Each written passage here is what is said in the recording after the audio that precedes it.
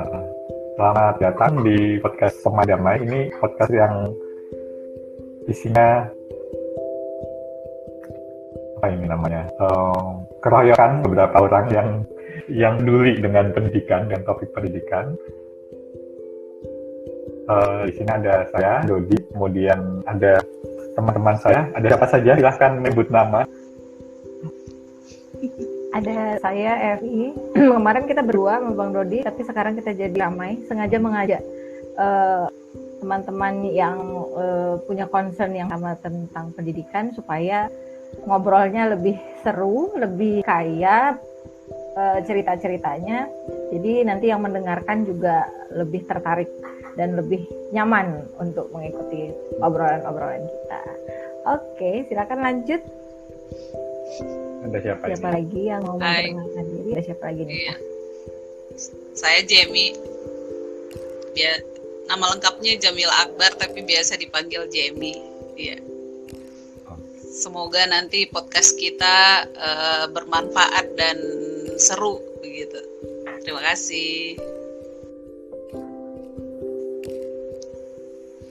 Oke, terima kasih Jamie. Kemudian ada dua orang lagi nih. Siapa dulu nih? Pak Pui atau Dani? Aku ya.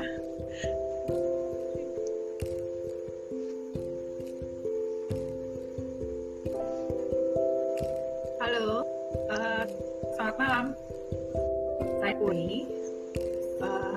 Nama lengkap Widya Puri. Selalu ajak kami bergabung dan sama damai ini ya. Jadi pasti akan ada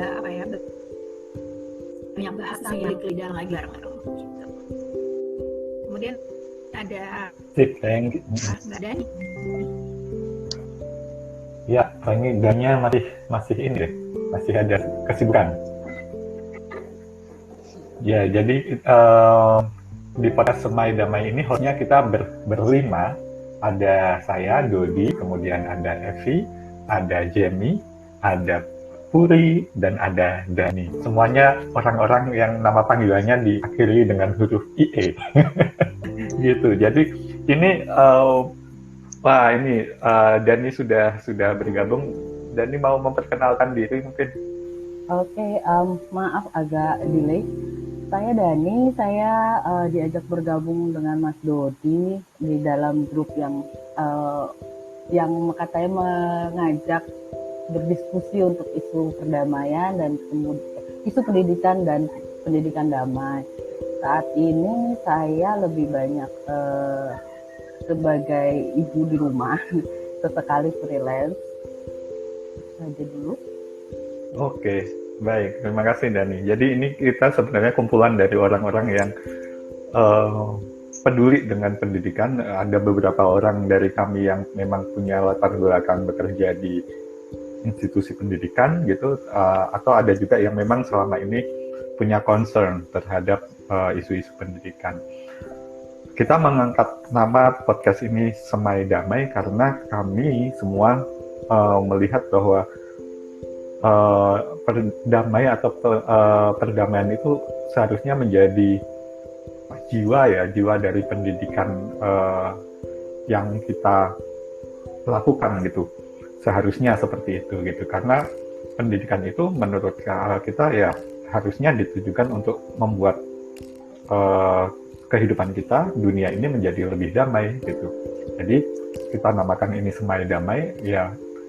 Semoganya dengan obrolan-obrolan yang ada di podcast ini, kita mencoba menyemai benih-benih perdamaian ini. Jadi nanti kalau ada yang mendengar, semoganya kami berharap juga mendapatkan beberapa hal gitu yang bisa Anda renungkan. Kemudian mungkin itu juga bisa mempengaruhi bagaimana Anda berpikir, bagaimana Anda berperilaku juga. Dan semoga itu juga bermanfaat dalam proses pendidikan Anda dan kita semua. Begitukah teman-teman? Ada yang mau menambahi? Iya Mas, saya setuju sekali tentang bahwa perdamaian itu dan pendidikan damai itu dimaknai sebagai sesuatu yang memang sebagai bagian dari hidup, atau mungkin juga boleh dikatakan way of life begitu ya.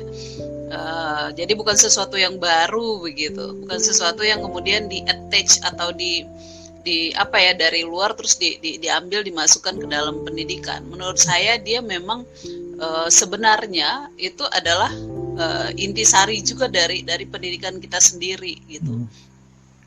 Pendidikan kita memang harus damai gitu. Pada dasarnya memang harus seperti itu. Cuman mungkin selama ini entah karena proses di mana yang mungkin kita selama ini pendidikan kita kurangnya gitu, sehingga menjadi tidak damai atau mungkin jauh dari kedamaian gitu. Jadi perdamaian itu sendiri adalah memang harus menjadi bagian dari hidup, jalan hidup, cara hidup kita juga seperti itu. Dan dalam pendidikan itu sangat-sangat tidak boleh dilupakan, tidak boleh dipisahkan gitu. Menjadi bagian yang inti dari pendidikan itu sendiri. Itu sih menurut saya, Mas, menarik sekali untuk dibahas dan dipromosikan. Tahu kita ini sebenarnya masing-masing punya pemahaman apa sih tentang makna pendidikan gitu? Kalau mungkin kalau Esti tuh mirip-mirip ya Mbak Dani, karena kita di rumah ibu-ibu gitu. 24 jam 7 hari gitu kan. Apalagi semasa pandemi selalu berinteraksi dengan anak-anak, sehingga pendidikan di rumah itu merupakan hal yang sangat penting gitu ya. Apalagi sebagai orang tua, tanggung jawab pendidikan sebenarnya kan paling besar ada di pundak kita gitu. Nah, pendidikan damai ini mungkin sangat jarang dibahas atau disadari gitu ya, bahwa kita dari rumah pun harus mendidik anak-anak kita dengan nilai-nilai kedamaian seperti itu. Bagaimana mereka bisa melihat sesuatu hal yang berbeda, bagaimana mereka bisa berkompromi dengan perbedaan-perbedaan itu, atau misalnya ketidaksesuaian antara satu anak dengan kakaknya, atau maksud si anak dengan ibunya, kayak gitu ya. Jadi apa itu konflik ya kalau ketidaksesuaian itu ya. Jadi ketidakselarasan tujuan itu kan sebenarnya juga di rumah justru memicu banyak sekali permasalahan yang proses cara mencari solusinya itu kadang-kadang tidak dilatih ya di rumah. Bagaimana caranya untuk menyelesaikan masalah-masalah seperti itu dengan cara yang saling membahagiakan semua pihak gitu loh. Apalagi orang tua ya, kadang-kadang mau cepet gitu kan. Ya udah pokoknya harus nurut kayak gini, pokoknya harus kayak gitu. Jadi pokoknya biar cepet lah, sibuk pokoknya gitu kan. Jadi ya apalagi orang tua ya kayaknya perlu banget tuh berlatih, terus mempelajari bagaimana kita harus mengajak anak-anak kita untuk aware bahwa sebenarnya hal-hal kecil pun ketika tidak ada kesesuaian di situ, yuk kita lihat lagi gimana cara kita menyelesaikannya dengan supaya semuanya happy kayak gitu. Itu sih Bang kayaknya yang paling sederhana kalau di rumah tuh. Yang lain gimana nih, Dani atau Mbak Puri punya pemahaman yang berbeda? Dani masih mute. Tujuan pendidikan ya. Nah, siapa dulu nih? Dani atau Mbak Puri? Sweet. Oke. Kalau aku tuh sebenarnya perjalanannya panjang ya, tentang memaknai pendidikan itu sendiri aja juga sebetulnya hal yang cukup aku pikirin gitu. Jadi nggak kebayang kalau dulu akan jadi guru gitu, tapi memang cukup merasa bahwa jadi latar belakang ilmuku adalah hubungan internasional gitu. Nah, S1-nya itu. Kemudian di situ kan kita belajar tentang dinamika berini ya, menjadi warga negara lalu berelasi dengan negara-negara lain kayak gitu. Tapi kemudian aku tarik lagi ke belakang, ini kualitas warga negara tuh seperti apa kayak gitu kan. Kualitas warga negara ini gimana ya, kok kayaknya waktu itu sih aku waktu kuliah yang kupikirin adalah buang sampah aja masih bingung-bingung gitu, lampu merah aja masih terobos kayak gitu, pakai helm aja mesti dibikin undang-undang dulu baru pakai helm kayak gitu kan. Jadi maksudnya jadi pendidikan yang kulihat itu bukan pendidikan hanya sekedar di sekolah ya, apalagi di sekolah di kampus waktu itu. Jadi kayak aduh ini kok kayak gini sistem belajarnya apa gimana kayak gitu, tapi juga kehidupan di lingkungan di sekitar itu yang apa yang aku pikir itu menjadi kualitas warga negara gitu ya. Terus nanti negara kita siap nggak berinteraksi dengan negara lain kayak gitu. Akhirnya ya aku tarik mundur lagi berpikir siapa ya yang ngurusin warga negara ini gitu kan. Dan dari mana mereka bisa belajar tentang tadi tuh ke apa nilai-nilai yang baik untuk bersama kayak gitu. Terus disiplin-disiplin baik yang bisa diterapkan tuh apa aja kayak gitu. Akhirnya aku masuk ke keluarga dan jadi berpikir bahwa keluarga ini siapa yang ngurusin ya gitu. Waktu itu kan paling hanya BKKBN ya, ngurusin KB aja tuh menekan laju pertumbuhan penduduk gitu. Tapi 2 anak cukup. Bagaimana anak diedukasi. Gitu. Jadi bagaimana anak berproses di rumah, bagaimana keluarga berproses di rumah, ditambah waktu itu aku kuliah 2001 sampai sekarang ini kan perubahan pendidikan itu sangat luar biasa ya gitu. Maksudnya kurikulum udah ganti berapa kali dan macam-macamnya lah gitu ya. Guru-guru juga mengalami dari belum sertifikasi menjadi sertifikasi dan lain-lain kayak gitu. Itu sih akhirnya aku berpikir bahwa secara garis besarnya ya pendidikan ini sebetulnya alat untuk meningkatkan kualitas satu negara sebenarnya kayak gitu. Nggak cuma soal akademis gitu, nggak cuma soal sekolah, kualitas sekolah dan lain-lain ya. Kualitas sekolah akhirnya menjadi terkena imbasnya ya, harus diperbaiki gitu. Tapi bagaimana warga negaranya ini juga baik gitu loh, punya budaya, bisa membangun budaya yang baik, bisa membangun relasi yang baik kayak gitu, bisa sama-sama membentuk sistem yang baik atau mengawal sistem seperti itu kan. Negara ini kan sistemnya kayak gitu sih. Aku pikirnya agak besar karena waktu itu gemes banget lihat orang buang sampah sembarangan tapi nggak bisa ngapa-ngapain juga gitu, kayaknya dia nggak sadar kan kayak gitu. Itu sih Membuang sampah ini ya, Mbak. dari tidak sadar dari ini dia masih kesurupan kemudian membuang sampah sembarangan gitu. Garing. Aku nggak ngerti. Maaf lah ya garing.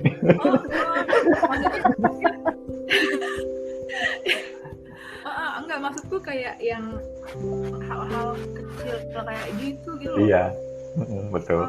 Perlu diingetin meskipun sekarang buang sampahnya juga udah geser jauh ya sekarang. Kita kalau bisa sih ya udah bergeser jauh lah gitu. Tapi itu aja, buang sampah pada tempatnya aja orang masih enggak gitu sekarang. Lagi yang mengurangi sampah plastik gitu kan. Itu juga jadi kayak yang buatku sih tujuan pendidikan adalah juga kalau buat pribadi memperhatikan kesejahteraan bersama gitu. Kalau dia nggak sendirian juga. Itu sih. Dani, silahkan. Iya, aku tuh masih ingat dulu kalau dibilang pendidikan, asosiasiku pasti langsung dengan pendidikan formal, sekolah gitu ya, pokoknya sampai setinggi-tingginya yang bisa gitu. Di dalam perjalanan aku ngelihat kayak pengalamanku waktu dulu sekolah SD SMP lumayan damai gitu ya buatku, walaupun ada sedikit percikan. Tapi ketika SMA aku terusik dengan bisa dibilang mungkin itu sistem kali ya. Sekolahku ini terkenal dengan senioritasnya gitu. Terus jadi dulu kan kalau masuk kelas 1 tuh pasti ada apa sih namanya penataran P4. Ya. Tapi kenapa di penataran tuh kita tuh adalah sesi di bentak-bentaknya gitu. Masuk ekskul adalah sesi juga di bentak-bentaknya gitu. Aku tuh ngerasa nggak terima tapi tak berdaya juga gitu, karena aku juga bukan dari sekolah yang kan dulu kan kalau ada sekolah tuh ada SD, SMP, SMA yang satu sekolah ada jenjang itu ya. Nah, aku kan dari SMP lain gitu, dan aku karena merasa tak berdaya, akhirnya aku memilih ekskul yang aman artinya tidak ada bentak-bentakan gitulah. Nah ya sempatlah tidak seperti yang ekskul apa sih kayak gitu ya. Udah setelah masa lewat, masuk lagi ke kuliah, dan secara tidak sengaja aku tercebur karena waktu itu ada aku ikut pendampingan untuk anak-anak marginal, diundang untuk satu pelatihan. Ternyata itu adalah pelatihan pendidikan perdamaian ini. Di situ baru aku kayak kasihan banget ya, udah bertahun-tahun sekolah gitu baru tercerahkan gitu ya, kayak pendidikan yang apa namanya, yang menggairahkan kita itu pendidikan yang mengajak kita untuk bisa berefleksi, berpikir gitu. Nggak cuman di selama ini yang kita tahu kayak penataran P4 harus apa, ulangan juga harus diingat gitu ya, model-model hafalan gitu. Dengan sepanjang berjalan waktu kemudian kembali ke siklus ada di rumah gitu ya, menjadi orang tua tuh jadi teringat lagi gitu. Ketika masa-masa itu, masa-masa apa sih yang membuat anak itu jadi berpikir saya tidak suka begini dan saya maunya berdaya gitu. Nah itu sih yang sekarang aku coba belajar sebagai orang tua untuk anakku, walaupun masih tetap seperti yang Mbak Evi bilang, mau jadi orang tua tuh maunya yang udahlah biar cepat selesai gitu. Tapi suamiku tuh suka ngingetin, katanya kamu physical educator lo dulu gitu, masa maunya begitu gitu kalau kata suamiku. Jadi kita sekarang belajar, aku, suamiku, dan anakku, bahkan karena aku masih tinggal sama orang tua, nggak apa-apa kita nggak happy ending, tapi kita sepakat agree to disagree gitu, bahwa yang utama adalah kita saling meng-acknowledge ada pendapat masing-masing, ada emosi apa yang misalnya lagi marah atau apa, tapi kita nggak mesti happy ending buat semua gitu, karena kadang kita nggak bisa happy ending buat semua gitu. Misalnya anakku masih malam, aku mau main gitu, maunya padahal udah jam tidur, besok sekolah gitu kan, kita nggak bisa tuh membuat dia tetap happy dengan mewujudkan dia tetap boleh main gitu ya. Udah nggak apa-apa, kita akui bahwa dia memang masih pengen main, tapi kita bikin udah mainnya di kamar tapi nggak boleh bawa mainan, kita baca buku aja gitu ya, kayak gitu. Walaupun dia sempat tidak mau atau ngambek apa, tapi ya tetap aja sih akhirnya ada tujuan yang harus kita capai bersama nih, supaya kamu tidur cepat, besok tidak kejangan kayak gitu. Itu kalau dari aku sih. Jadi memang akhirnya pendidikan ini semua belajar awal dari kembali lagi dari yang hal yang sederhana gitu. Iya. Ya karena kita semua adalah manusia yang apa ya, harus selalu belajar ya. Kita lifelong learner gitu, manusia adalah pembelajar. Tadi menarik sih yang kemudian menurutku yang disampaikan oleh Mbak Puri mengenai apa namanya, pemahaman pendidikan yang fokusnya itu bukan hanya tentang diri sendiri, tetapi juga tentang masyarakat, tentang negara tadi ya, bahwa mungkin juga baru sekarang ini aku jadi sadar gitu ya, tentang kalau yang biasanya ketika aku ngobrol dengan orang-orang tentang pendidikan, tujuan pendidikan misal gitu, aku agak nggak aware dengan bahwa tujuan pendidikan adalah untuk membuat negara yang lebih baik itu. Tapi biasanya karena aku lebih banyak fokus ke individu dan masyarakat yang apa ya, yang beyond border gitu ya.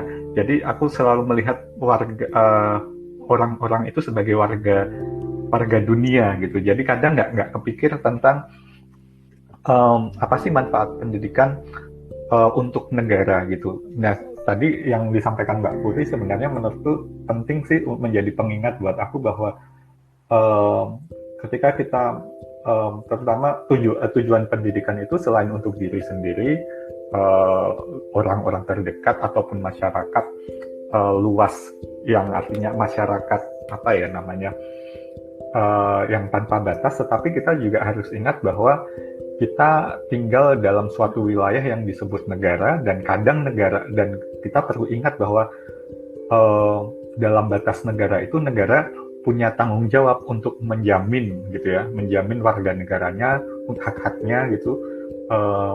Ada juga di situ hak macam-macam kan, hak hidup, hak untuk mendapat penghidupan yang layak, untuk kesehatan dan lain-lain. Dan kita harus memikirkan bahwa pendidikan itu juga sebenarnya ditujukan untuk menghasilkan orang-orang yang nanti bisa mengelola negara menjadi lebih baik gitu kan. Mungkin karena aku melupakan negara, mungkin karena kadang melihat negara itu kadang Kamu menjadi dalam aktor yang enggak, maksudnya mungkin di banyak kasus kan kadang negara itu institusi yang bermasalah gitu ya. Yang jadinya akhirnya udah deh di bypass aja gitu.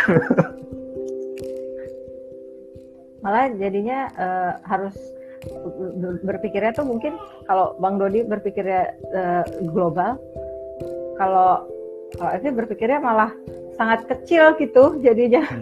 Maksudnya lingkupnya sangat kecil gitu, karena tetap dengan pemikiran yang sama sih, kalau ngarepin negara pokoknya kelamaan dan sulit ya gitu. Jadi mungkin apa yang bisa kita bikin di lingkungan masyarakat yang paling kecil, ya udah dibikin aja gitu. Contohnya misalnya tadi masalah buang sampah gitu ya. Kalau misalnya di beberapa negara maju kan buang sampah sembarangan udah dapat denda misalnya gitu. Negara mengatur sampai ke situ kan. Nah kalau di kita kan belum sebegitu striknya peraturan untuk menjaga ketertiban bersama sampah gitu ya. Karena kalau dilihat-lihat tempat pengelolaan sampah aja itu nggak beres juga. Pemerintah daerah atau apa mengurusnya gitu kan, itu nggak selesai juga gitu, sehingga susah ya kalau nungguin negara tuh lama gitu. Jadi paling ya yang dari lingkungan yang terkecil, siapa yang bisa diajakin gerak, ayolah kita gerak aja gitu. Gimana caranya, yang penting di lingkungan kita tinggal mungkin bisa sedikit lebih nyaman. Karena misalnya belajar mengelola sampah, atau paling nggak tidak membakar sampah lagi deh gitu. Karena kan kebiasaan orang-orang tuh kan kalau udah sore tuh mulai bakar sampah, terus ada asap di mana-mana kayak gitu kan. Karena memang yang paling mudah kan sampah itu dibakar, sementara itu sebenarnya kan efeknya paling nggak bagus ya gitu. Tapi ya itulah bedanya kita sama Bang Dor tadi itu ya. Kalau Evi berpikirnya dari hal yang lingkup yang paling kecil gitu. Gitu sih. Ya pendidikan itu kan, kalau kemarin ngobrol-ngobrol tentang pendidikan, bahwa kan pendidikan, kalau tadi Mbak Dani bilang ketika mendengar pendidikan dulu yang terbayang adalah sekolah gitu ya. Mungkin dari kita juga zaman dulu sekolah, ketika mendengar kata pendidikan, yang kebayang juga gedung sekolah gitu kan. Tapi kan semakin kesini, ternyata pendidikan itu bisa di mana aja ya gitu. Apapun institusinya, apapun bentuk kumpulannya gitu. Ya kayak kita kan kumpulan nggak jelas kayak gini maksudnya. Tapi kan maksudnya ini ada pendidikannya juga gitu loh. Kumpul. Jelas-jelas. Gitu kan, tidak mesti ada satu wadah yang resmi dan bagaimana gitu kan untuk membuat sebuah melibatkan unsur pendidikan gitu kayaknya. Gitu sih. Nggak tahu deh, benar nggak? nggak ada bener salah. Iya. Kalau aku sih ngeliatnya gini, kenapa ya memang ya akhirnya tujuan pendidikan jadi luas ya kan kayak gitu. Terus nanti tujuan pendidikan nanti ada lagi tujuan pendidikan di sekolah, tujuan pendidikan di keluarga, tujuan pendidikan bagi negara, seperti itu juga. Gitu. Cuman memang aku sih sadar banget karena apa ya? Karena gini, grassroots itu penting, atas juga penting gitu. Karena kita suka nggak suka, mau nggak mau akan kena dengan aturan pemerintah kayak gitu kan. Seperti itu, karena situasinya saat ini masih seperti itu. Nggak tahu nanti 10-15 tahun lagi mungkin Indonesia lebih terbuka, lebih ada otonomi untuk unit-unit pendidikan yang alternatif seperti itu ya. Kan banyak tuh sekarang homeschooling tuh gitu, dan difasilitasi boleh dijadikan yayasan atau PKBM kayak gitu. Jadi memang, dan aku juga melihat itu satu ya, kita ada di bawah otoritas satu negara. Kedua, siapapun itu nggak mungkin kerja sendiri, karena akhirnya nanti tujuannya jadi nggak nyambung. Kayak negara dia mau sekuat-kuatnya dia, kalau dia terlalu ngontrol pendidikan juga kan jadinya kayak sekarang nih, gitu kan. Salah kaprahnya banyak, ketidakpuasan di kalangan masyarakat juga banyak dan muncul dalam bentuk mencari alternatif yang lebih sesuai untuk kebutuhannya kayak gitu kan. Gitu, karena aku melihat pola-pola alternatif yang ada itu ya sebetulnya dulu dengan sengaja aku bergaul dengan para guru hanya untuk tahu itu gitu. Kenapa sih muncul pendidikan alternatif gitu? Karena memang banyak keluarga yang atau banyak komunitas yang merasa tidak terakomodir dengan cara belajar yang seragam di sekolah kayak gitu. Gitu sih. Jadi aku pikir ya semua baik, semua tujuannya baik gitu ya. Belajar di sekolah ataupun belajar di rumah. Tapi kan ini tidak terakomodir. Nah, bagaimana caranya memperkenalkannya? Jadi aku lebih senang kalau ada yang aneh-aneh dikit itu terus aku di situ. Bagaimana nih caranya aku memperkenalkan caraku ini kepada orang-orang yang menganggapku aneh kayak gitu. Seperti itu sih. Karena kan itu resiko kalau kita berbeda dengan orang lain, kita akan menjadi minoritas kan, atau menjadi yang yang sedikitnya lah kayak gitu, dianggap yang cari cara sendiri kayak gitu. Tapi ya buatku penting untuk diperkenalkan selama tujuan kita itu baik gitu. Jadi kalau bicara tujuan pendidikan jadinya luas banget sih.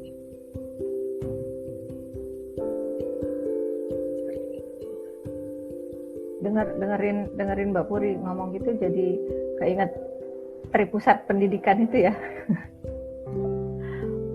Antara keluarga, sekolah, dan masyarakat ya. Jadi memang tidak bisa salah satu dari bagian segitiga itu lepas gitu. Iya. Jadi itu memang harus saling berkait kayak gitu kan. Karena ya interaksi kita kan di situ ya. Maksudnya di keseharian kita, anak-anak gitu, termasuk guru-guru juga, itu kan ya tetap di situ-situ juga gitu lingkarannya kan. Kalau dibikin lingkaran paling dalam keluarga, terus masyarakat, terus pemerintah gitu kan. Itu kan memang akan seperti itu terus interaksinya gitu. Cuman ya maksudnya ya obrolan-obrolan kayak gini sepertinya bisa memberikan warna baru ya. Bagaimana kita harus mewarnai interaksi-interaksi di antara lingkaran kecil, sedang, dan yang besar itu gitu. Bahwa tetap ada aja yang bisa dilakukan sih sebenarnya. Bukan berarti kekecewaan terhadap aturan atau sistem pendidikan kita, terus dampak-dampak negatif yang masyarakat kita lakukan gitu, itu juga bukan berarti tidak bisa dicarikan solusinya, walaupun semuanya butuh proses dan butuh waktu gitu ya.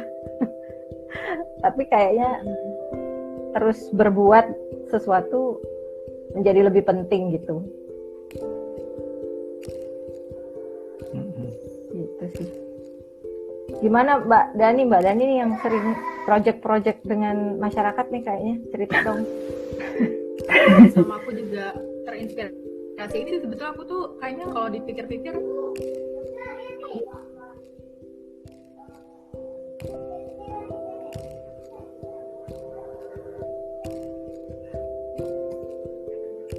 mana Mbak Dani?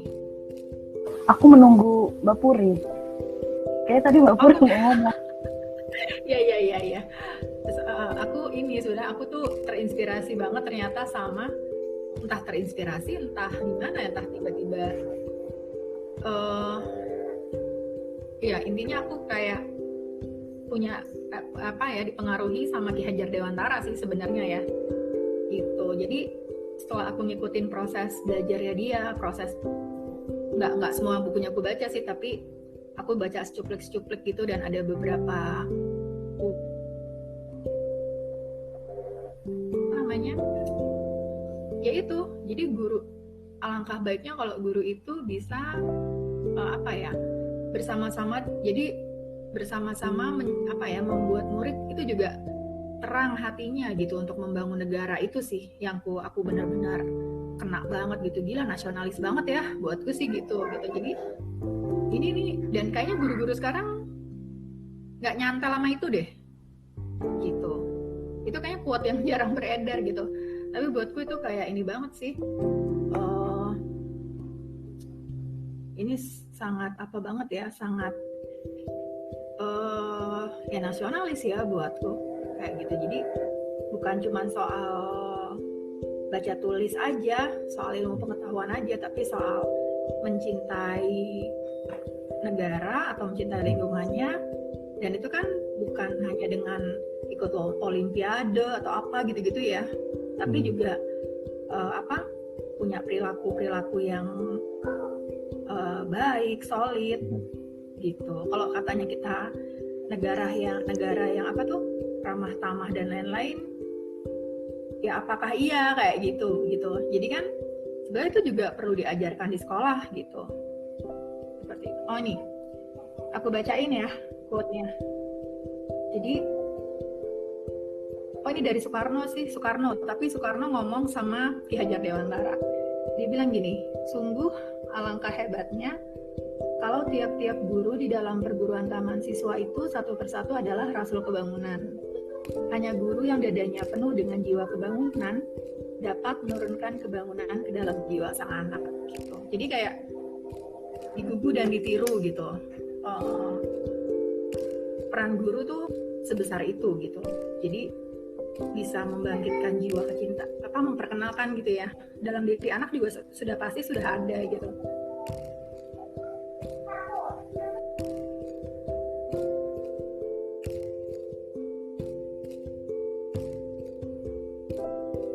Agak delay nih Mbak Puri. Gimana nih Dani? Tadi mau komentar apa? Tadi Mbak Evi terakhir bilang apa ya Mbak? Saya tadi mau nyangkutin itu. Oh jadi aku yang lupa.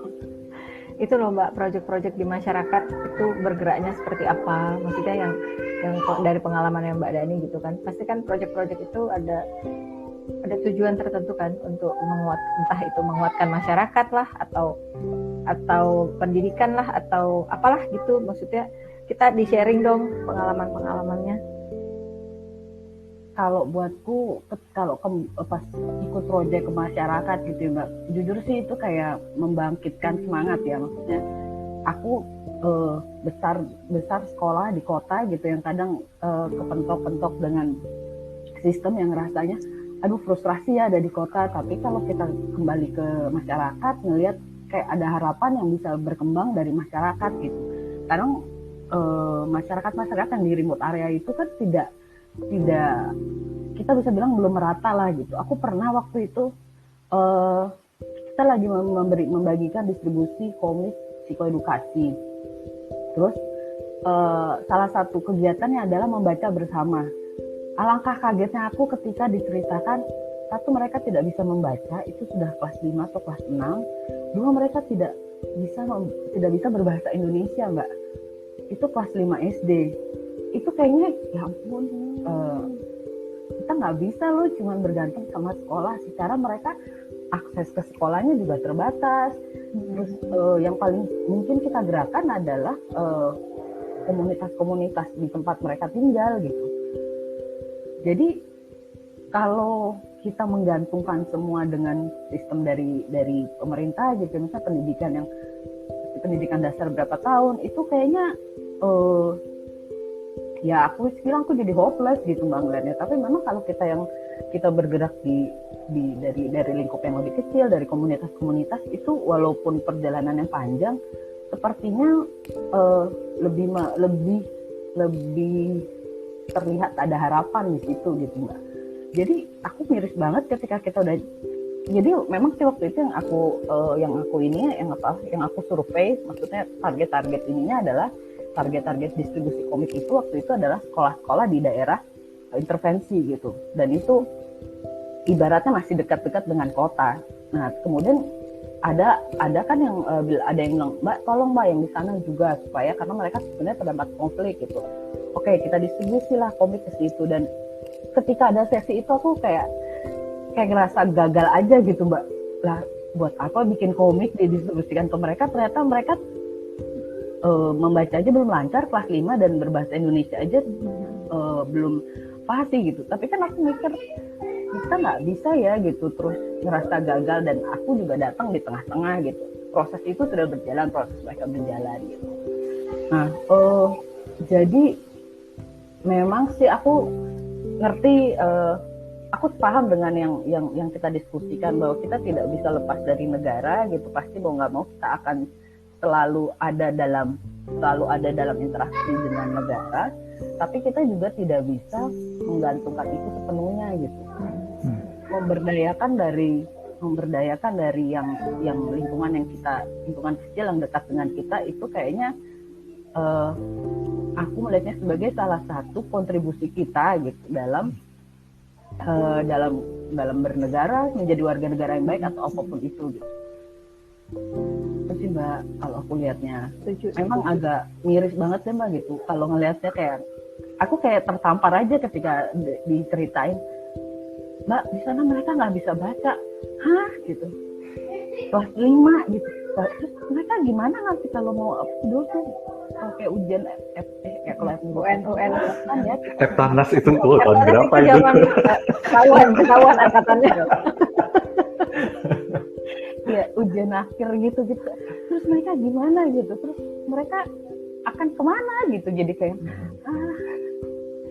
gemes gimana gitu. Tapi ya memang kalau menurutku ini ya kadang yang tadi ya yang kemudian aku bilang tentang aku kadang lupa dengan negara. Tapi kemudian itu tadi ya, bahwa karena ketika kita berada dalam suatu wilayah yang kemudian itu dikelola oleh negara, ya negara memang yang punya tanggung jawab terbesar kan. Apalagi di Undang-Undang Dasar itu sudah ada aturannya, sudah ada siapa sih yang bertanggung jawab, dan itu kan kita harus artinya gini sih, memang aku setuju bahwa nggak bisa negara jalan sendiri itu nggak bisa jelas, dan perlu kerjasama semua pihak yang di bawah, di masyarakat, organisasi juga perlu bergerak. Tetapi kita juga nggak bisa kemudian akhirnya kita bergerak sendiri, dan malah yang menurutku akan jadi bahaya ya ketika kita yang di level yang di bawah gitu bergerak sendiri tanpa melibatkan, tanpa kemudian usaha untuk juga mengingatkan negara. Itu malah akhirnya kayak nanti malah membuat negara jadi merasa ya udah itu urusanmu gitu, malah jadi lupa akan tanggung jawabnya kan, dan itu yang menurutku malah jadi bahaya gitu. Seperti sekarang inilah di masa pandemi ini atau di media sosial itu aku sering kali melihat iklan yang mari membantu siapa gitu ya, bagus gitu ya, itu sesuatu yang bagus, yang kita membantu satu sama lain. Tetap jangan sampai kemudian itu malah membuat kita lupa bahwa yang kita lakukan ini juga harus sejalan, harus dihubungkan juga dengan dengan apa yang dilakukan oleh negara. Jangan sampai itu tadi ya, kita malah jadi nggak connect dengan yang dilakukan negara. Yang kita lakukan di masyarakat harus juga dalam rangka untuk mengingatkan gitu kan, mengingatkan negara bahwa mereka punya tanggung jawab gitu, sehingga nantinya ya nggak jalan sendiri-sendiri gitu, nggak jalan sendiri-sendiri, ataupun nggak yang salah satu pihak kemudian lepas tangan dan sejenisnya itu. Karena tadi yang seperti mungkin yang kembali tadi yang disampaikan Evi, ya ini yang tripusat dan bukan hanya tentang pendidikan saja ya, tetapi dalam apa namanya, kalau dalam konsep keamanan manusia, kebetulan aku ngajar keamanan manusia itu, ya tanggung jawab siapa sih untuk yang menjaga keamanan manusia? Ya pertama memang itu tanggung jawab negara, tetapi negara nggak bisa sendiri gitu, harus didukung. Ini lagi-lagi kerja kolaborasi gitu, nggak bisa masing-masing pihak ya bergerak sendiri-sendiri. Tadi siapa Mbak Puri bilang yang nanti nggak tujuannya malah nggak sejalan semuanya gitu. Gimana ini lagi? Gimana Kak Jami? Kak Jami belum cerita ya, nih. Ya. Belum dengar nih. Iya, menarik banget ya. Ya kalau saya pribadi juga makna pendidikan bagi saya juga dilatar belakangi dari kehidupan keluarga juga sih, Mas dan Mbak. Saya kan dari daerah istilahnya ya, dari pelosok banget sih enggak juga ya, tapi dari daerah istilahnya. Saya tinggal di desa begitu, di kampung. Namun saya beruntungnya, alhamdulillahnya itu bapak saya seorang pedagang gitu, jadi terbiasa merantau begitu. Nah, tapi keseharian saya sampai saya SMA itu kan saya di daerah ya gitu, dan saya melihat banyak banyak anak-anak yang kurang beruntung gitu. Kemudian karena saya juga merantau, beberapa kali pindah seperti itu, seringkali melihat banyak anak-anak yang terutama dari keluarga yang tidak mampu ya, terutama gitu, dan sudah tidak mampu, di aksesnya susah lagi, di pelosok lagi gitu.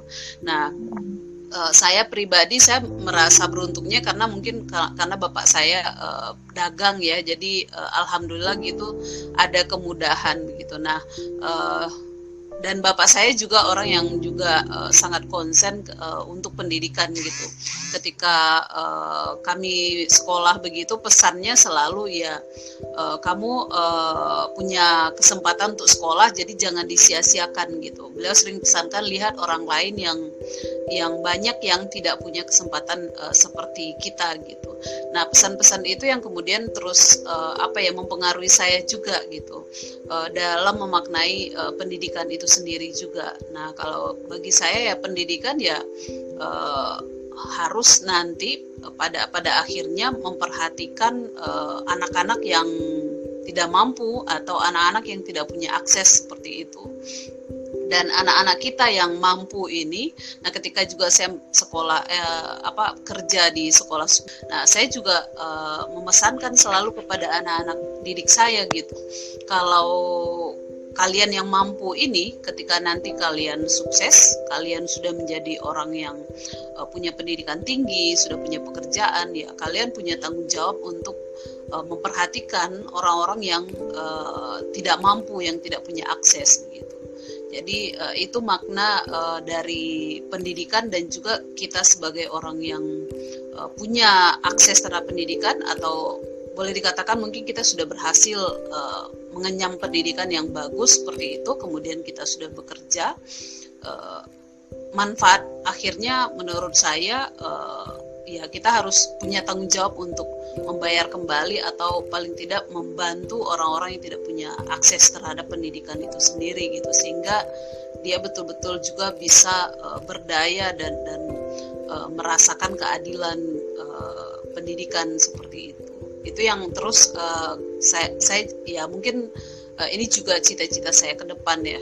Saya tertarik sekali dengan hal-hal yang berbau sosial, terutama untuk kebutuhan pendidikan anak-anak yang khusus seperti itu, yang tidak punya akses, yang dari keluarga tidak mampu seperti itu, atau dari daerah pelosok seperti itu. Itu sih sejauh ini yang ya saya mungkin masih perjalanannya masih jauh untuk mencoba hal-hal tersebut. Demikian. PR-nya banyak nih ya kita. kalau kita bicara tentang tentang pendidikan. Ini Mbak Puri baru kembali. Gimana? Suaranya lebih jelas ya? Lebih jelas. Pakai HP. Jadi ini bahkan tujuan pendidikan aja tuh kupikir perlu dipertajam terus-menerus ya. Jadi bukan cuma kerja satu kali gitu. Gitu karena di setiap wilayah tadi Mbak Evi sempat nyebut di daerah atau di mungkin maksudnya ini kadang-kadang juga kita membedakan langsung ya Jakarta, lalu yang lain adalah daerah gitu. Jadi kita semua sebenarnya di daerah ini. Di Jogja yang Jakartanya, siapa yang kotanya tuh Jakarta gitu. Tapi ya itulah gitu. Itu kan juga sebetulnya konstruksi pendidikan ya kan, konsep-konsep yang kita juga percayai gitu. Jadi dulu saya pernah kerja di pedalaman lagi di NTT ya, daerah yang orang bilang tertinggal kayak gitu. Nah, terus di satu pulau di sana, kemudian kondisinya ya itu tadi secara akses mereka susah pergi ke sekolah di musim-musim tertentu, terutama musim hujan gitu. Gak usah musim hujan, musim kering aja, yang namanya anak-anak ya ke sekolah itu kan kadang mampir sana sini dulu gitu kan. Terus nanti pulang juga main dulu sana sini baru pulang gitu. Kemudian mereka punya seragam hanya satu. Ya kebayang dong kalau pulang pergi pasti bajunya kotor kan. Kayak gitu. Jadi besokannya kemungkinan mereka akan pakai baju yang kotor itu. Kemudian gurunya akan protes. Kenapa bajunya kotor kayak gitu. Nah, ini bukan soal pakai seragam atau tidak pakai seragam, akhirnya ngobrol sih sama gurunya gitu ya. Jadi itu lebih penting mana sih Pak? Yang diharapkan tuh apa gitu. Anak hadir di sekolah dengan baju apapun tapi bisa bersih, atau anak hadir di sekolah dengan seragam. Gitu. Karena kalau anak hadir di sekolah dengan seragam, akan ada kemungkinan Senin hadir, Selasa nggak hadir. Daripada nanti Selasa diomelin gurunya bajunya kotor gitu. Nanti hadir lagi Rabu, Kamis gak hadir, nanti masuk lagi Jumat kayak gitu. Kan itu juga tujuan pendidikan sebetulnya kan. Mau apa sih, mau mendapat ilmu pengetahuannya atau mau anak pakai baju seragam bersih ke sekolah kayak gitu. Itu sih yang kupikir juga aku melihatnya adalah kita semua perlu dibantu untuk melihat pendidikan sebermanfaat mungkin gitu. Yang dicari itu apa? Gitu. Ya kalau memang mau mengajarkan anak menjaga kebersihan, juga baiknya mempertimbangkan kondisi lingkungan tempat tinggal si anak. Kayak gitu. Jadi banyak aspek dan banyak tempat akan banyak perbedaannya, akan banyak kebijaksanaan yang diperlukan kayak gitu. Gitu karena ada satu tujuan sebetulnya apa sih yang ingin dicapai, bahwa aku sih ngeliatnya welas asih ya. Sikap-sikap bukannya memaklumi atau memahami tanpa ada batasan, tapi melihat itu sebagai menghargai usaha-usaha anak. Ini anak-anak SD loh, bukan anak-anak SMP gitu, anak-anak kecil, anak-anak SD yang dia sudah mau bersusah payah atau berjuang untuk bangun pagi dan sekolah. Sedangkan sekarang di Jakarta atau di kota-kota besar ada masalah anak susah bangun pagi untuk sekolah karena jenuh. Nah itu kan juga persoalan gitu. Jadi bahwa ketika bangun pagi aja itu sudah satu usaha belajar yang perlu dihargai gitu. Jadi ketika anak itu bangun pagi mau pergi ke sekolah, ya dihargai cukup di situ. Biarkan dia hadir dan berproses tanpa dituntut lagi untuk pakai baju seragam yang begini begitu gitu. Itu sih sepele ya kayaknya, tapi Tapi ya mungkin itu yang jadi masalah ya, mungkin dengan kita di masyarakat kita gitu ya, yang mungkin selama ini kita sudah terlalu lama mereduksi makna dari pendidikan gitu, karena mungkin gitu ya, orang-orang ketika mendengar kata pendidikan itu kan langsung asosiasinya dengan pendidikan formal, sekolah gitu. Sedangkan sekolah di kita saat ini, atau dari ya setidaknya kalau dari masa saya gitu bersekolah sampai sekarang ini, masih ya kan fokusnya ini ya, kemampuan akademik gitu kan. Jadi langsung kayak asosiasinya ketika mendengar kata pendidikan, ya pendidikan sama dengan kemampuan akademik, nilai, kemudian juga untuk melanjutkan ke institusi pendidikan yang lebih lanjut. Dan kita terlupa gitu, mungkin lupa untuk memaknai pendidikan itu sebenarnya punya arti yang lebih luas gitu.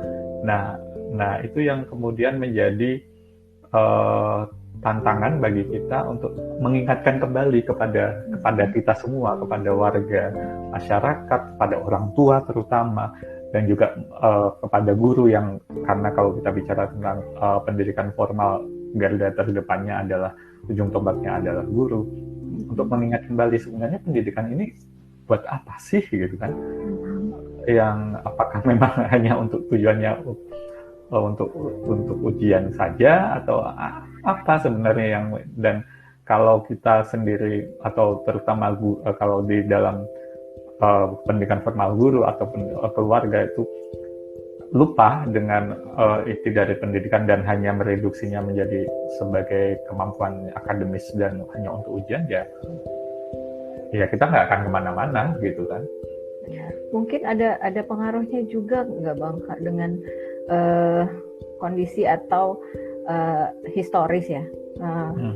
Jadi kalau tadi Mbak Puri cerita tentang quote-nya Soekarno ke Ki Hajar Dewantara, itu kan kondisinya di zaman perjuangan kemerdekaan gitu ya, di mana sangat berharap bahwa sekolah ataupun guru, mau itu di sekolah formal ataupun tidak formal gitu, bisa menanamkan nilai-nilai kebangsaan yang sangat kuat, karena settingnya pada saat itu adalah perjuangan kemerdekaan. Tapi semakin kesini kan di saat terjadinya banyak proses pembangunan dan sebagainya, pengaruh-pengaruh revolusi industri itu kan menjadi masuk ya ke kita gitu, sehingga negara juga dalam menyusun kurikulum itu jadinya kan panduannya atau referensinya tuh ke revolusi industri ya, tujuan-tujuan di revolusi industri gitu. Jadi pekerja mempersiapkan anak didik untuk nanti berdaya supaya bisa bekerja di ranah-ranah produksi misalnya, seperti itu. Nah, dan itu kan kebawa ya jadinya, karena kan Indonesia sedang membangun nih settingnya gitu. Nah, hanya sayangnya banyak hal-hal yang ditekankan di masa-masa perjuangan kemerdekaan itu menjadi luput gitu, menjadi terlepas gitu. Padahal ya kayak kalau misalnya kita merujuk lagi ke Bapak Pendidikan Ki Hajar Dewantara gitu ya, sama sekali itu beda banget kan konsepnya, konsep pendidikannya Ki Hajar dengan konsep pendidikan yang sekarang hari ini sistem pendidikan kita lakukan gitu kan. Nah mungkin jadi karena gapnya itu ya, sehingga memang seperti yang Bang Dodi bilang, akhirnya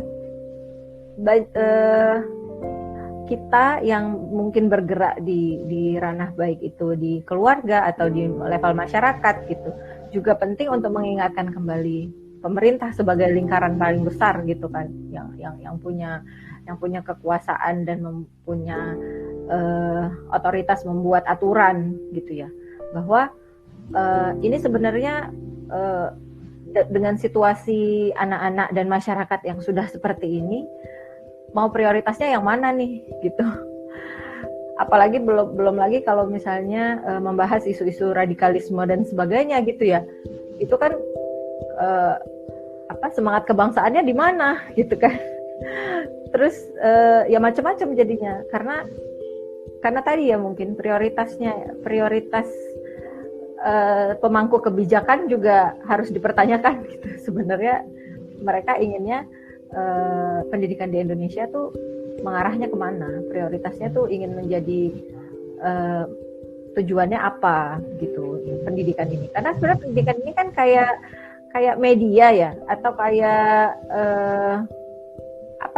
jalan menuju sebuah tujuan bersama kan. Sebenarnya itu ada proses-proses belajar, tapi kan itu tetap ada arahnya sebenarnya. Nah itu yang mungkin harus dari obrolan-obrolan seperti ini, atau dari nanti ada kegiatan-kegiatan yang lebih besar lagi gitu, bisa mengingatkan kembali atau merekomendasikan kembali sebenarnya yang kita udah punya kok konsepnya gitu, hanya luput aja gitu karena mungkin prioritas yang berbeda itu gitu. Iya ya, menarik. Ini kita sudah cukup lama nih waktunya kita ngobrol. Mungkin sebagai penutup nih dari masing-masing dari kita, ada apa nih yang mau kita jadikan pesan untuk menutup yang sesi kali ini ya, dan kita akan lanjutkan nanti di sesi yang berikutnya, di podcast yang selanjutnya. Baik, siapa duluan nih? Dani?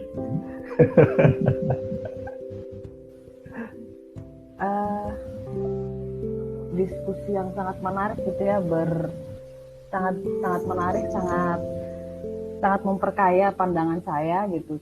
Saya melihat memang tanggung jawab pendidikan, tanggung jawab besarnya adalah memang tanggung jawab negara gitu. Tapi setiap dari kita punya kesempatan yang sama untuk berkontribusi level apapun itu gitu. Dan memang dalam setiap kontribusi kita juga tidak bisa dilupakan bahwa kita tetap harus berkolaborasi, berkoordinasi, bekerja sama gitu, tetap saling mengingatkan dengan pemangku kebijakan ini gitu, supaya kita bisa berjalan walaupun jalannya dari arah yang berbeda, dari selatan, dari utara, tapi kita bisa menuju satu tujuan yang sama. Kalau aku ngelihatnya seperti itu ya Mas, dimanapun kita ya, misalnya aku belum bisa di level yang lebih besar, aku mencoba mulai dari level keluarga aku sendiri gitu. Dan karena harapannya manusia kecil yang saat ini sedang berproses bersamaku, kelak dia akan kembali ke masyarakat gitu, dia akan ada di sana itu. Oke, thank you Dani. Siapa lagi nih? Mbak Puri? Oh, aku. Nembak ya? Udah nyala. Oke, ini Mbak. Iya ya, terus sih maksudnya ini adalah cita-citaku udah lama yang ngobrol kayak gini, ketemu teman-teman yang mungkin tidak selalu